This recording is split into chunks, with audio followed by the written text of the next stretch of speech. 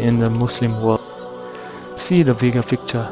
There are people who are struggling and striving and doing all they can to just get by.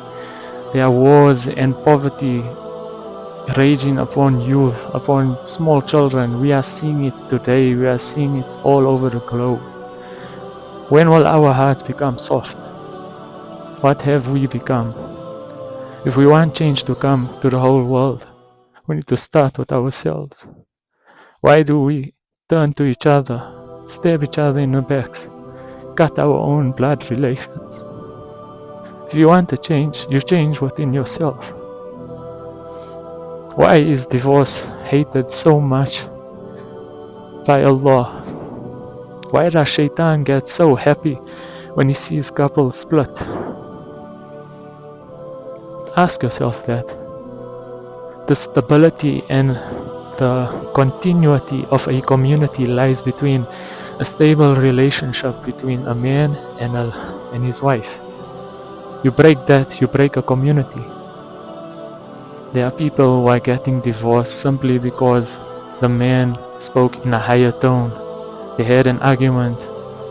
The wife decides to go and live with her parents, ignores the husband, ignores his call, ignores his flaws and faults, ignores that he wants to change, and then they go and they want talaq. This is wrong, it's not right. When one person is fire, the other person should be water, as Umar bin Khattab radiallahu anhu used to say. When you are arguing with your wife, or when she's arguing with you, you have to be calm, or she has to be calm, and know that this is natural in a healthy relationship. That there are times when you are going to be angry, and there are times when you have to be patient. And that's the biggest flaw and fault of today, is that we expect everything to be perfect and that there won't be any fights, and we expect to be right, and we have egos, and there's this independence, so to say, between the man and the wife. I can do what I want, you can do what you want, and we'll just go by like that. This is wrong. The Islamic model, the Sharia, as it's stipulated and as has been perfectly put into place, protects a man and a woman. They both have rights, and the greatest, I'd say, quality that a man expects from a wife is respect, and the greatest quality that a woman expects from her husband is love. We are told by getting married, you are fulfilling half of your deen. You are persevering through all the difficulties that come with marriage.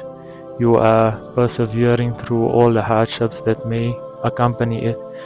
You both are going out of your comfort zones to make it work.